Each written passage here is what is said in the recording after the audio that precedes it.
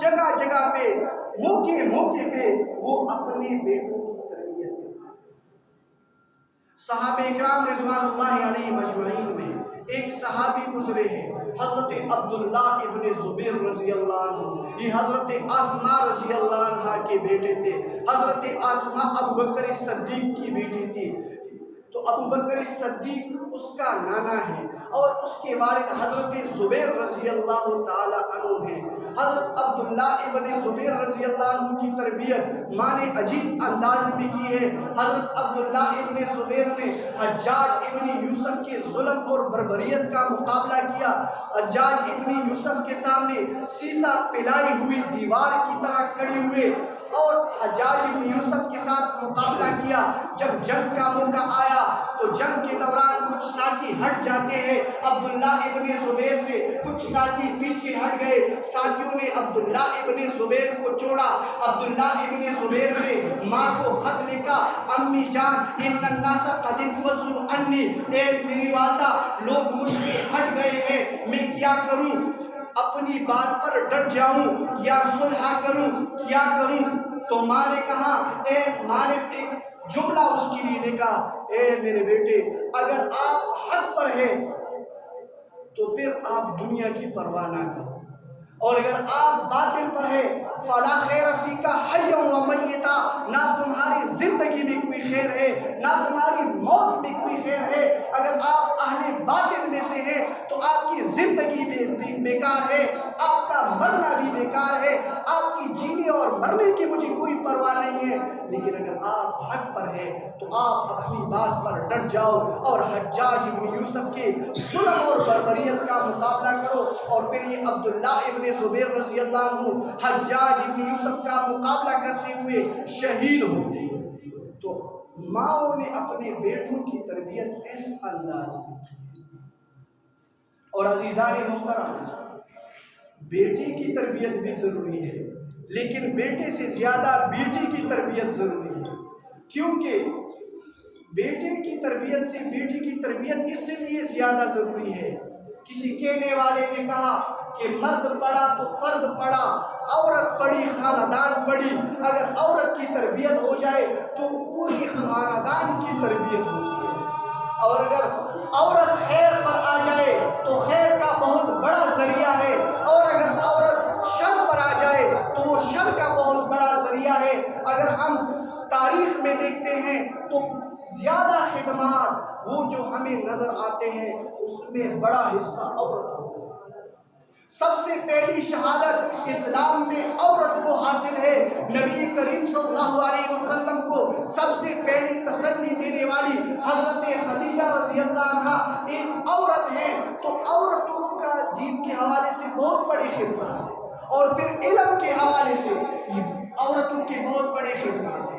صحابہ کرام رضی اللہ تعالیٰ علیہ اجمعین کے درمیان جب کسی مسئلے میں اختلاف ہوتا تھا، یہ مسئلہ ایسا ہے یا ایسا ہے، تو وہ مشورہ کر کے کہتے تھے کہ حضرت عائشہ کے پاس کسی کو بھیجو، ازواج مطہرات کے پاس کسی کو بھیجو۔ اکابر صحابہ عورتوں کے پاس کسی کو بھیجتے تھے، اور پھر یہ ازواج مطہرات فیصلہ کرتے تھے کہ یہ مسئلہ اس طرح ہے۔ صحابہ کرام میں اصحاب فتویٰ جو تھے وہ 149 صحابہ تھے، جو فتوے دیتے تھے 149 تھے، اور اس 149 میں جو بڑے ماہر فقہا تھے وہ 14 صحابہ تھے، اور ان 14 صحابہ میں حضرت عائشہ صدیقہ طاہرہ وہ بڑے جو فتوے دینے والے تھے، ان میں ایک حضرت عائشہ صدیقہ رضی اللہ عنہا۔ اب ہم آگے دیکھتے ہیں، عورت کی خدمات کو دیکھتے ہیں۔ یہ جو کتابیں پڑھی گئی ان میں ایک کتاب کا نام ہے طحاوی شریف، جس کو کہتے ہیں شرح معانی الآثار۔ اس کا املا کرنے والی امام طحاوی رحمۃ اللہ علیہ کی بیٹی، امام طحاوی رحمۃ اللہ علیہ کے لیے یہ املا اس کی بیٹی تھی۔ تو ایسی علمی خدمات کی ہے کہ انہوں نے کتابوں کو لکھا، اور दारुल देवबंद के मोहतमिम रह चुके हैं कारी मोहम्मद तैयब रहमतुल्लाह अलैह। कारी मोहम्मद तैयब रहमतुल्लाह अलैह फरमाते हैं कि मैंने मिशकात शरीफ दरअसल सबकन अपनी नानी से पढ़ी। तो हमारे असलाफ में ऐसी औरतें गुजरी है जिन्होंने किताबों को लिखा, जिन्होंने इल्मी खिदमत की, लेकिन अगर औरत उसकी तरबियत ना हो जाए और वो शर पर आ जाए तो बहुत से लोगों को गुमराह करती है। एक बहुत बड़े आलिम थे,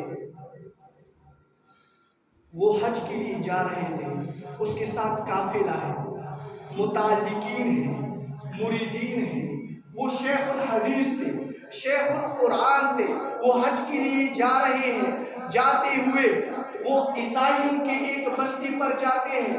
ईसाइयों की बस्ती में जाकर वो वहाँ पर उसकी नज़र एक लड़की पर पड़ती है और उसको कुछ मामले में वो फंस जाता है और वो उसकी ये ख्वाहिश बन जाती है कि मैं जल्दी कर। बहरहाल फिर उस कुछ ताल्लुकात की बुनियाद पर वो शेखुल हदीस और शेखुल कुरान ईसाई बनता है, दीन इस्लाम को जोड़ता है और वहाँ पर जो सूअर है, खिंजीर है, वो चलाता है। बाद में अल्लाह जल्ल शान उसको तौबा की तौफीक देता है। वक्त कम है, मैं बात खत्म करता हूँ। बाद में अल्लाह उसको तौबा की तौफीक देकर वो फिर मुसलमान हो जाते हैं। कुछ वक्त के लिए वो ईसाई बना, फिर बाद में जब वो साथी आते हैं उससे पूछते हैं हज़रत कुरान याद है? कहा याद नहीं है, सिर्फ एक आयत याद है, मैं युहिनिल्लाहु फमा लहु मिन मुकरिम, जिसको अल्लाह रुसवा करे उसको इज्जत देने वाला कोई नहीं है। एक हदीस याद है, मन बद्दल दीनहु फक़्तुलहु, इसके अलावा अहादीस और सब कुछ भूल गया हूँ। तो अज़ीज़ान मुहतरम, मैं अर्ज़ कर रहा था कि अगर औरत फितना बन जाए तो वो हाफिजुल हदीस और वो शेखुल हदीस और वो शेखुल कुरान उसको गुमराही के रास्ते पर। तो इसलिए हमें अपनी औलाद की तरबियत करना है और अपनी औलाद में सबसे ज़्यादा तरबियत वो अपनी बेटियों की तरबियत पर देना है। बेटियों की तरबियत पर ज़्यादा तवज्जो देना है। जो कुछ कहा सुना, अल्लाह जल्ल शान इस पर अमल करने की तौफीक अता फरमाए। व आखिर दावाना अनिल हम्दुलिल्लाहि रब्बिल आलमीन।